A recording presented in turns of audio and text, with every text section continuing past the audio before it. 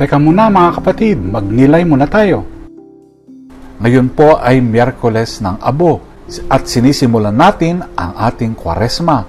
Isang panahon ng pagsisisi, pagbabago at pagbabalik loob sa Diyos. Sa aklat ni Joel, tinatawag tayo ng Diyos, manumbalik kayo sa aking ng buo ninyong puso. Sa ikalawang sulat ni Pablo sa mga taga-Korinto, pinaalalahanan tayo ni San Pablo, ngayon ang panahon ng kaligtasan. At sa Ebanghelyo ni Mateo, itinuro ni Jesus na ang tunay na pag-aayuno, pananalangin at pagkawanggawa ay dapat gawin ng tapat, hindi para ipakita sa iba. Sa aklat ni Ben Schott, may isang kamanghamanghang record. May isang tao na naka-hold ng kanyang breath for 24 minutes and 3 seconds. Karamihan sa atin ay halos hindi makatiis ng 1 minuto. Ngunit ipinakita nito na sa tamang pagsasanay, kayang higitan ng katawan ang inaakalang limitasyon nito. Ang Kwaresma ay ang pagsasanay ng ating kaluluwa. Tulad ng isang atleta na hinahasa ang kanyang baga,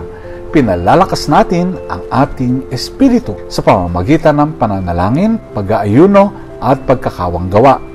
Ngunit kung mapanganib ang matagal na pagpigil ng hininga, mas mapanganib ang patuloy na pagkapit sa kasalanan. Hindi tayo tinatawag ng Diyos upang malunod sa ating pagkakamali, kundi upang huminga sa kanyang awa at biyaya. Habang tinatanggap natin ang abo ngayon, mga kapatid, tanungin natin ang ating mga sarili, tunay ba akong bumabalik sa Diyos ng buo kong puso? Anong kasalanan o hadlang ang sumasakal sa aking buhay espiritual?